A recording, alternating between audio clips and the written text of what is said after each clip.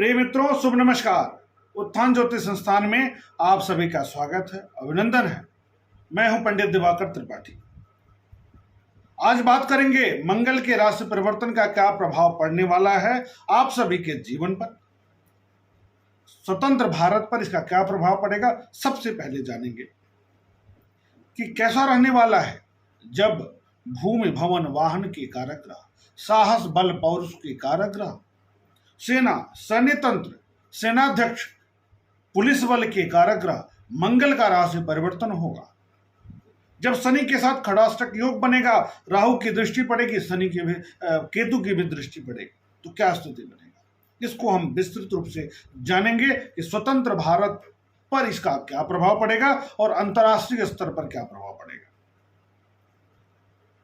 तो कार्तिक कृष्ण पक्ष पंचमी तिथि 14 अक्टूबर 2022 दिन शुक्रवार को दिन में 10:45 के बाद मंगल का राशि परिवर्तन शुक्र की राशि वृष से बुध की राशि मिथुन में हो रहा है।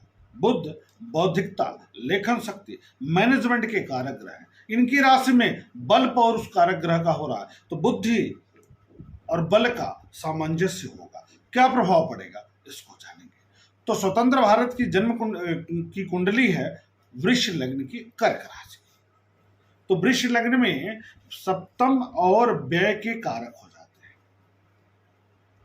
और जा कहां रहे हैं, धन भाव में, द्वितीय भाव में। तो क्या प्रभाव होगा। तो आर्थिक गतिविधियों के दृष्टिकोण से मंगल का यह परिवर्तन भारतीय दृष्टिकोण से देखा जाए तो लाभप्रद होगा। धन की दृष्टि से बेहतर हो रहा है, व्यापार की दृष्टि से बेहतर होगा। राष्ट्र में नए व्यापारिक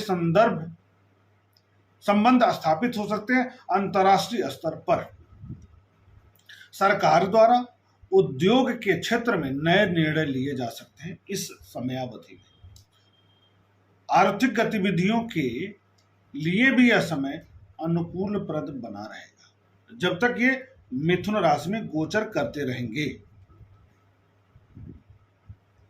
खर्च भी बढ़ेगा। सरकार कोई ऐसी योजना ला सकती है जो खर्च भी हो, जिस पर खर्च बढ़े, लेकिन आम जनमानस के लिए नई योजनाएं आ सकती हैं, इसमें संदेह की बात नहीं दिख रही है। मंगल और शनि का खड़ाष्टक योग बन रहा है, छठे और आठवें का संबंध बन रहा है।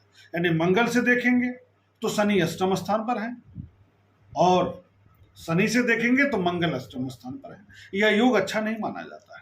क्या हो सकता है, अचानक दुर्घटना बढ़ सकती है, अचानक में बड़ी दुर्घटना हो सकती है, पुलिस या सैन्य बल का नुकसान होता इस अवधि में दिखाई दे रहा है।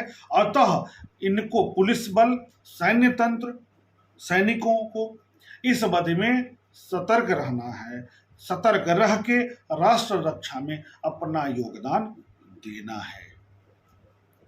विस्फोटक का प्रयोग हो सकता है, अराजक तत्वों द्वारा विस्फोटक का प्रयोग इस अवधि में हो सकता है, विशेषकर राष्ट्र के पश्चिमी क्षेत्र में हो सकता है। थोड़ा सा उत्तर पश्चिमी क्षेत्र हो, पश्चिमी, उत्तर पश्चिमी या उत्तर, थोड़ा सा यह क्षेत्र संवेदनशील, अति संवेदनशील हो सकता है। इसका हमको ध्यान रखना होगा।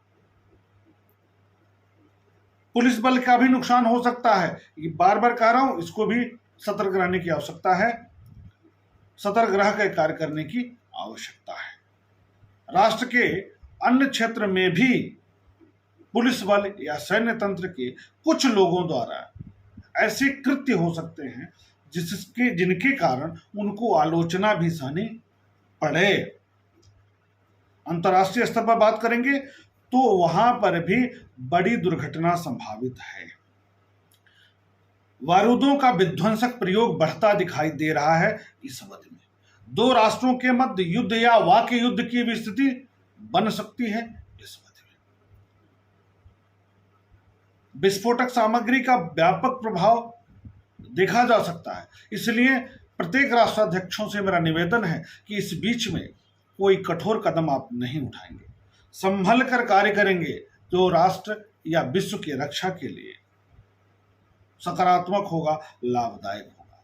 दो राष्ट्रों के मध्य वाक्य युद्ध राजनेताओं के मध्य वाक युद्ध बढ़ता दिखाई देगा इस अवधि में, इसको भी हमें ध्यान रखना होगा।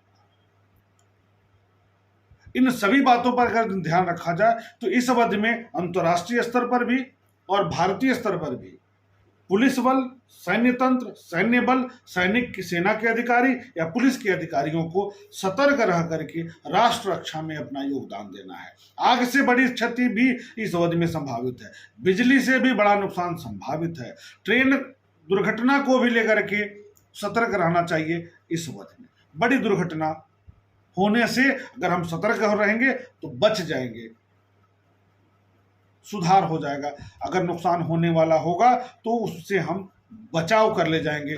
हमारे बताने का मूल उद्देश्य यही रहता है, क्योंकि इससे पहले भी जब हम मंगल के राशि परिवर्तन में नकारात्मक प्रभाव आ रहा था तो हम कहे थे कि पुलिस बल को उत्तर पश्चिमी क्षेत्र में या जिन जिन जगहों पर जब जब हमने कहा है तो ज्यादातर घटनाएं, ऐसा नहीं कि कोई ब्रह्मा हो गया है, फिर भी जो गणनाएं निकल कर आती हैं हम आपको बताते हैं, आप सब देखते भी हैं, तो उसका प्रभाव दिखता है। गलवान घाटी में जो नुकसान हुआ था हमारे सैनिकों की, उसकी हम पहले गणना किए थे, हम बताए भी थे वीडियो के माध्यम से, लेकिन राष्ट्र के अगुवाओं तक पहुंचता नहीं है, तो हम उसमें क्या कर सकते हैं। फिर भी मैं कह रहा हूं, अनुरोध कर रहा हूं कि इस बीच में सैन्य बल के लोग सतर्क रह करके कार्य करेंगे तो राष्ट्र रक्षा में उनका योगदान सफल रहेगा।